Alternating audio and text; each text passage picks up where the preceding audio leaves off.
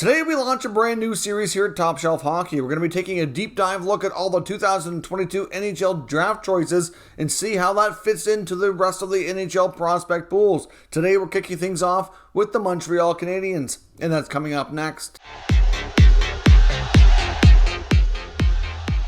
So welcome back to another video here at Top Shelf Hockey. As I mentioned, we're starting a new series here today. We're going to do a deep dive review of all the 2022 NHL draft choices by team, and then we're going to see what else they have coming up through their prospect pool. So essentially, it's kind of like a top prospect video, but we're just going to spend a little bit more time looking at the 22 draft choices, and then of course seeing what else is like the up-and-comers of the prospect pool. We're not going to go through every single prospect outside of the 22 draft, but we all look at what's kind of considered, the top players that are, at this point, trending to be more likely to have a shot at the NHL. So let's start here with the 2022 NHL draft review for the Habs, and then we'll get into what else they have up and coming here in their prospect pool.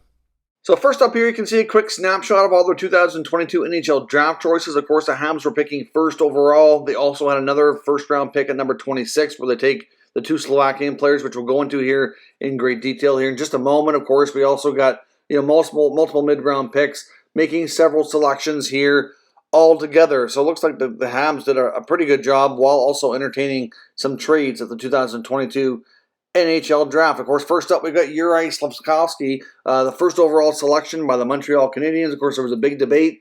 Would it be Slafkovsky? Would it be Shea? They go with the big Slovakian winger here. Of course, he's got good size, 6'4", 218, been playing against men over in Liga. Only makes sense that he likely continues that or perhaps plays either NHL or AHL this year. I know there's been some talk about him being maybe going to junior in Canada. I don't see that being a possibility. I think that would be a step down based on where he's already been playing. But Slafkovsky appears to have tremendous upside as a big, strong power forward winger. Of course, their second selection in the first round was Filip Mesar, number 26 overall, another Slovakian countryman here of Slafkovsky, good friend as well. A right winger, a very different kind of player, much smaller, 5'10", 167 pounds. Definitely will need to add a little bit of size and muscle to likely have a better shot at being successful at the NHL. Incredibly talented, very offensive, good stick handling. Like I said, very different kind of player than Slafkovsky, but you've got a big, strong winger in the first player. Your second selection is a smaller, very dynamic offensive player, so add definitely some more skill. Of course, next up they had Owen Beck as well, a right shot center, 6 feet, 185, so average size from Port Hope, Ontario, playing for the Mississauga Steelheads.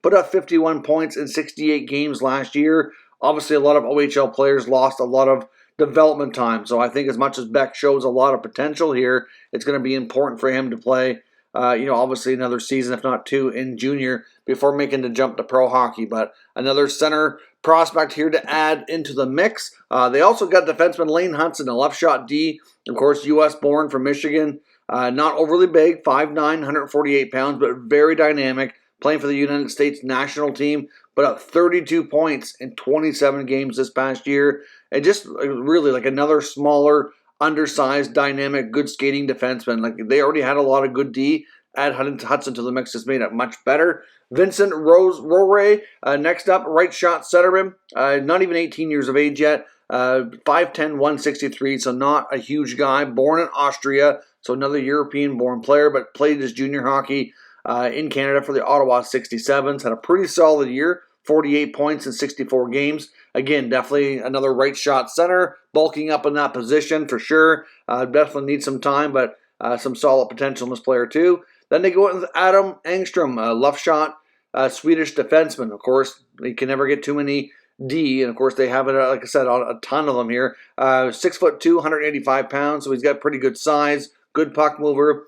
28 points in 45 games for Djurgården this year at the junior level. So again, I imagine he likely plays over in Sweden another year or two before making the jump to North American hockey. Then they went with Cedric Guidon, left shot forward here, left winger, 5'10", 170 pounds, playing for the Owen Sound Attack in the OHL, 18 years of age, 59 points in 68 games played, scored 30 goals. Of course, after not having much hockey the year before, that's pretty good. But like a lot of these guys, he's going to need to continue to develop. But certainly another intriguing scoring forward here in the mix. Then they added Jared Davidson, a left shot center from Edmonton, Alberta. Obviously 20 years of age. Obviously not his first go at being draft eligible. 6 feet tall, 180 pounds. At this point, we're in the 5th round, 130th overall, playing for the Seattle Thunderbirds, where he put up 89 points in 64 games. Certainly a dominant season for him for sure, a major step up from his previous year, but of course the 2021 season was limited to just 23 games, where he put up 19 points. Next up, they take a goalie here late in the 162nd pick in round 6. They take Emmett Croteau. Of course, he's from Bonnyville, Alberta, 18 years of age, 6'3", 195.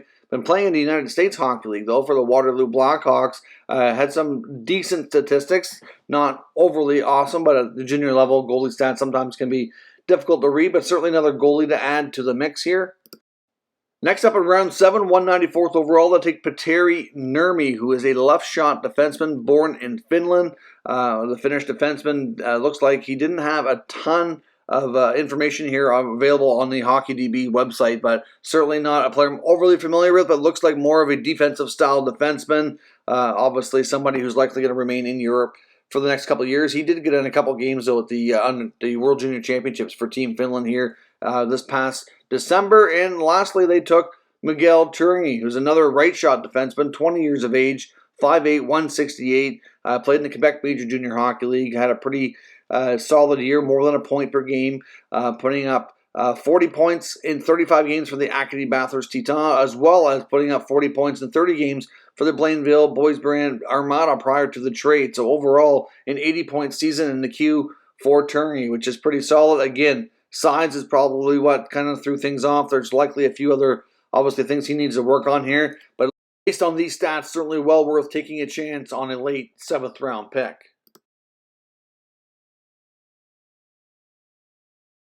First up in the rest of the prospect pool, we have goalie Kaiden Primo, who's now 22 years of age, has had a chance to play a few seasons at Laval, limited action in the NHL level for the Montreal Canadiens. Certainly appears like he needs a little bit more time to continue developing here before he's ready for a full-time shot at the NHL, but the former number 7th round pick in the 2017 draft, number 199 overall, certainly appears to be well on course here to still be the goaltender of the future for the Montreal Canadiens. Now, on to some defenders. We got Kaiden Guhle, 6'2", 199 pounds, first-round pick in the 2020 draft, number 16 overall. Played for the Prince Albert Raiders mostly, and finished up with the Edmonton Oil Kings, having a chance to win the WHL championship and go on to play in the 2022 Memorial Cup. Of course, the first Memorial Cup in a few years' time. Real solid defenseman, represented his country, Team Canada at the World Juniors, and looks to be a real solid two-way defenseman with good size. You had Jordan Harris, of course, who had limited games at the end of the year, played 10 games, signing at a Northeastern University, 22 years old, not overly huge, but 5'11", 185, good puck mover, good skater. Certainly looks like he has a big part of the team's future for sure. Like I said, had a solid career at Northeastern. A lot of uncertainty whether or not he'd sign. He's done so. I would suspect he will. He may not be a regular this year, but I'd certainly think he'll be getting a fair bit of NHL action. They also have Jaden Struble, also a teammate of Harris at Northeastern University, expected to play one more year in college, 6 feet tall, 205 pounds. Was the number 46th overall pick, round 2 in 2019. So we'll see if the American-born left-shot defenseman makes the jump to the NHL, but another real solid defensive prospect here, good at both ends of the ice, coming up here in the ranks as well. Moving on to the next guy, we got Matthias Norlander, another left-shot defenseman who's now 22, third-round pick in 2019. Of course, a Swedish-born defenseman, did get a little bit of games in last year, split 6 games each between Montreal and Laval. Certainly, I think, fair to say, needs a little bit more seasoning for sure, but the Swedish defenseman still, I think at this point, after having some more time in North America, has a good chance to factor in here at the NHL level.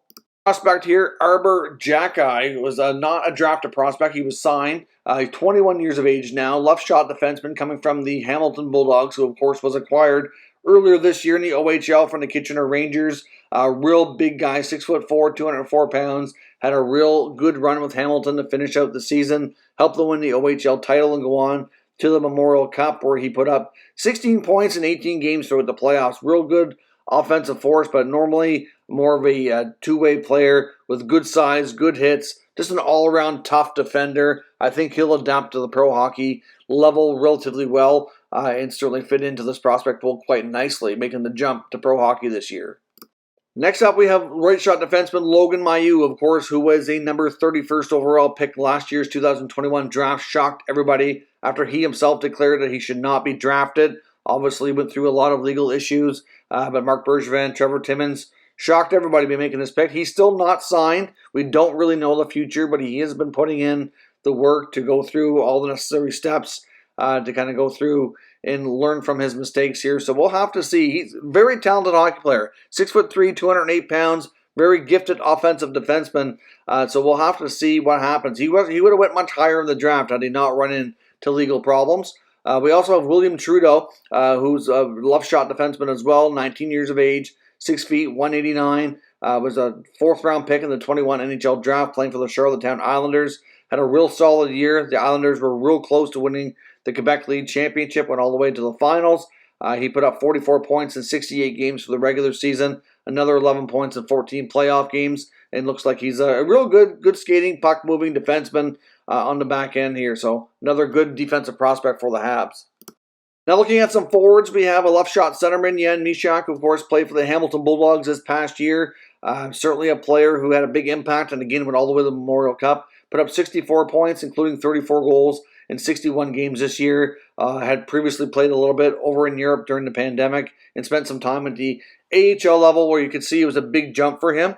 I'm not sure that Jan Mysak has a real high-end ceiling. I think he probably projects to me as more of a third-line, two-way defensive player. But at this point, he's still projecting like he has a decent shot at being an NHL player in the near future. Get Riley Kidney had a real solid breakout year for Acadie Bathurst in the Quebec League this year. A left shot centerman from Nova Scotia, 5'11", 173. Was a 2nd round pick last year. Put up a 100-point season for Acadie Bathurst in the Q. 30 goals, 70 assists in 66 games. A real solid breakout player, very dynamic offensively. Real solid playmaking, play-driving centerman here, who's a very intriguing prospect here for Montreal moving forward. They also got Joshua Waugh, the left shot left winger, of course, Quebec-born player, 6 feet tall, 186. Was a 5th round pick last year. Another player who really took a major step forward this year for Sherbrooke in the Quebec League, putting up 119 points, including 51 goals. The former St. John Sea Dog early in his career, ended up playing the past 2 seasons here for Sherbrooke. So it'll be interesting to see how things go for him, but he's got a ton of potential and has had a major breakout year in the Q. You also have Xavier Simoneau, who's currently signed to an AHL-only deal. So, of course, he was a 6th round pick, number 191 overall in last year's draft. It was a bit of a late-blooming draft pick, you could say, because he was 20 at the time. He's only 5'7", but 175. He might not be overly tall, but he's really, really solid and hard to knock off the puck. I've seen him play live a fair bit. Put up an 86-point campaign for Charlottetown this year after previously playing his 4 years before that for Drummondville in the Quebec League. But I think it's somebody who's going to need a little extra time. But I think he will adapt well to the pro game and have a good shot here at maybe changing from his AHL-only deal to a two-way deal a year after and eventually getting his chance. Next up, we have Jesse Ylonen, right shot, of course, right winger, born in Scottsdale, but actually, played over in Liga, so he's, I guess, Finnish and I guess partly American as well. Played last year for the Laval Rocket, put up 36 points in 52 games. I think with some more time, the 22-year-old can continue to develop to get his opportunity. Of course, with the rebuild in Montreal, I think over time here, he'll likely get more of a shot. He did get 14 NHL games where he put up 5 points, which really wasn't too bad considering. Of course, he had previously played 29 games for Laval the year before and had some decent production. So I think it's a matter of time before Ylonen has a real shot at being an NHL regular. You also have Luke Tuck as well, playing for BU right now. Another prospect coming up the ranks, was a 2nd round pick in 2020. Put up decent numbers in Boston University the past 2 years. Has solid potential, 6'2", 203 pounds. Not a prospect you really seen talked about a lot for the Habs, because as you can see through this video, they're pretty deep. But another interesting college player for Montreal who could continue to develop here in the next year or two. So that is my complete review for the 2022 draft and remaining prospect pool for the Montreal Canadiens. As you can see, going into this draft, they were pretty deep on defense. They already had a lot of pretty intriguing defense prospects, which could turn into an embarrassment of riches if they all turn out to be what they're projecting are right now. Like if they continue at this rate, they're going to have a lot of really good defensemen moving forward. It made sense for them to kind of go a little bit more forward heavy in the 2022 NHL draft. They got a couple of really good ones here at the top with their 2 top Slovakian picks, of course.